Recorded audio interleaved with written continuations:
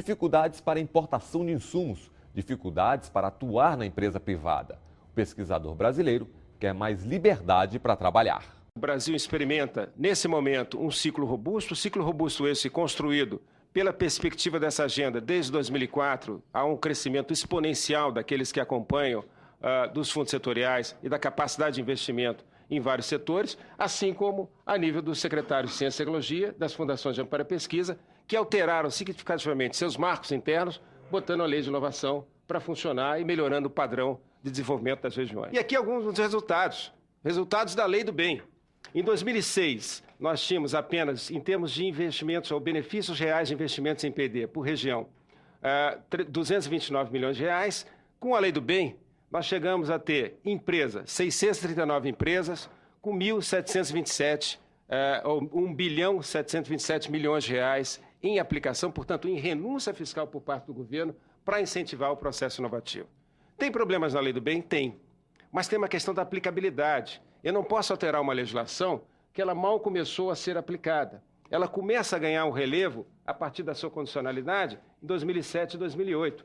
É necessário que eu faça rigorosamente uma verificação quais são as questões inerentes a esta lei que devam ser alteradas. E, de novo, dialogando com as entidades que é permanente do Ministério da Ciência e Tecnologia. O Código não necessariamente vai mudar aquela especificidade. O Código deveria, talvez, centrar em princípios que devam ser estabelecidos, gerais, para demonstrar a importância à sociedade brasileira do marco legal e da ambiência para a ciência e tecnologia. Só se faz pesquisa, tecnologia e inovação com qualidade, com liberdade. E o Código também tem que trazer isso. Porque você tem que ter liberdade de pensamento, de atitude. Por exemplo, a definição do que é unidade de ciência e tecnologia no Código é algo difícil de se fazer. Está escrito, mas a gente acha que isso é difícil porque, fundamentalmente, toda empresa se preocupa com inovação, com desenvolvimento tecnológico. Esse é um exemplo do que a gente precisa de pensar em como aprimorar o que está escrito. Alguns pontos positivos. Flexibilização das regras de compras e contratações, voltadas para as atividades de pesquisa, desenvolvimento e inovação, criando um regime diferenciado. Priorização no desembaraço de equipamentos e insumos importados para as atividades de pesquisa, desenvolvimento e inovação. Isso daqui ainda é um gargalo importante. Apesar dos esforços do CNPq, do Ministério da Ciência e Tecnologia, que nós reconhecemos, ainda é um problema sério. Muitas vezes, nós, pesquisadores, temos que pagar mais caro por uma enzima ou um insumo qualquer para pesquisa, aqui no Brasil, porque se a gente for comprar diretamente da empresa no exterior, e a gente pagaria 3 vezes mais barato, a enzima chega quente, porque esquenta nos aeroportos e estraga. A gente joga tempo e joga dinheiro fora. Então, muitas vezes, a gente tem que deixar a própria empresa, ou representante da empresa, importar o insumo e comprar dele. E a gente paga com todos os impostos. E fica caro. Isso emperra completamente o desenvolvimento da ciência e tecnologia no Brasil. Estamos trabalhando fortemente com as agências de regulação. Ou seja, nem tudo precisa ser alterado no marco regulatório para que eu possa proceder à indução desta agenda, embora seja importante cada vez mais atualizá-lo. As agências de regulação, que, como todos sabem, têm a prerrogativa e a perspectiva de que determinados valores devem ser colocados para P&D. É, portanto, importante a gente trabalhar isso dentro do sistema. Os governos estaduais, com o impulso enorme que se deu das leis estaduais de inovação, me corrija tanto o Clóvis quanto o Breno, creio que hoje temos 15 e chegaremos esse ano quase 18 leis estaduais de inovação que impulsionaram enormemente as fundações de amparo à pesquisa. Representa, senador Giangelo, hoje no sistema, cerca de 2 bilhões de reais de parcerias conjuntas com o Ministério da Ciência e Tecnologia, com o Ministério da Saúde, com o Ministério do Meio Ambiente, com o Ministério das Minas e Energia. Há uma linha horizontal, portanto, fiz questão de apresentar todos os programas em linha do governo federal, numa visão integrada, holística, numa percepção sistêmica, desde a agricultura, com a Embrapa, a educação, ciência e tecnologia, a parte industrial, com o Plano Brasil Maior, mais saúde, portanto, olhar o complexo de saúde como eixo estruturante da nossa economia e a questão, inegavelmente, da defesa. E percebemos a importância disso, como bem colocou o Jaime Martins, na questão da academia, portanto, trazendo as entidades científicas brasileiras para que possam trabalhar em conexão e de forma articulada com esta agenda evidentemente, a nível dos trabalhadores, percebendo a importância da automação, mas percebendo o impacto que a automação terá no meio dos trabalhadores, e a questão da mobilização empresarial pela inovação, naquilo que eu acho que também foi o Jaime que citou, a baixa cultura de inovação do setor empresarial. Uma outra questão que eu até vou sugerir ao nosso presidente, Eduardo Braga, o vice-presidente, que seja um tema dessa comissão, é a valorização das carreiras científicas, né?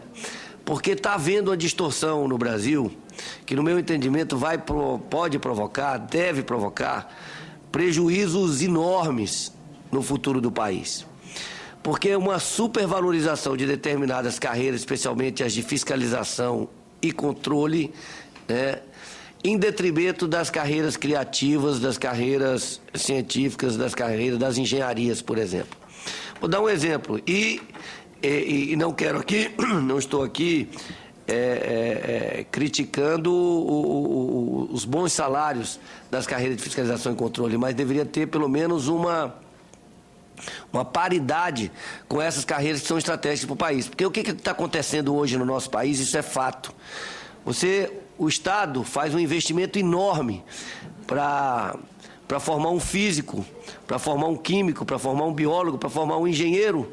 E muitas vezes esse engenheiro ele vai fazer um concurso público e vai para a CGU, vai para o Ministério Público, vai para o Ministério, para ser auditor do Ministério da Fazenda, enfim, vai buscar algumas carreiras em função vai para a Polícia Federal, vai para a Polícia Civil, em função dos bons salários dessas corporações, em detrimento das outras. Ou seja, não estou defendendo que se reduza o salário, estou defendendo e considero extremamente importante as carreiras de fiscalização e controle do nosso país, mas nós devemos dar pelo menos igualdade de valoração a essas carreiras criativas, essas carreiras que são fundamentais para sustentar um desenvolvimento de qualidade no nosso país. Outro exemplo, senador, é o seguinte: um professor, um pesquisador de alto gabarito, de dedicação exclusiva da Universidade Brasileira, ele é praticamente impedido de colaborar com uma empresa privada.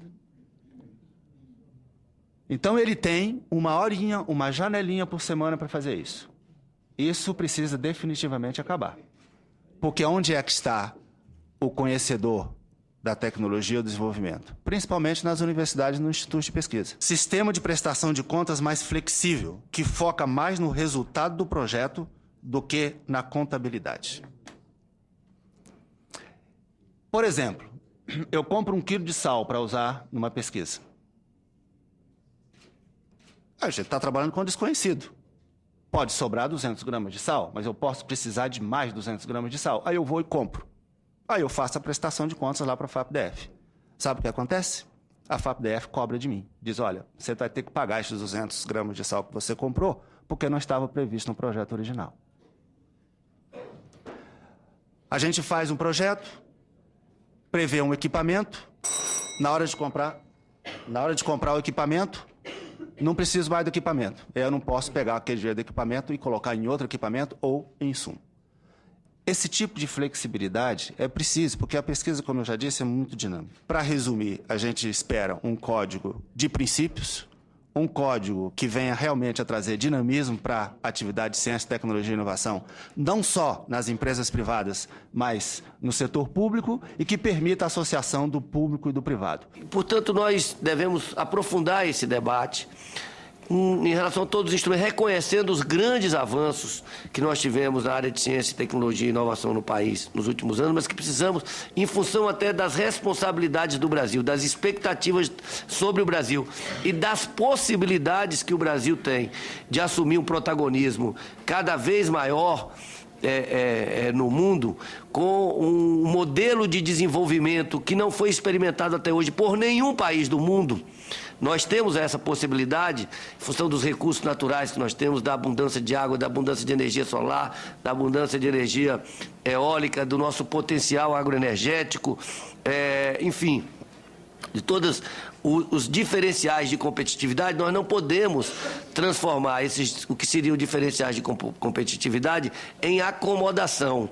Nós temos que otimizar, investindo em conhecimento, para transformar isso em valor, transformar isso em riqueza e transformar isso efetivamente em desenvolvimento para o país. O Em Discussão fica por aqui. Você também pode acessar o programa pela internet www.senado.gov.br/TV. Participe, mande sua mensagem. Obrigado pela companhia e até o nosso próximo Em Discussão.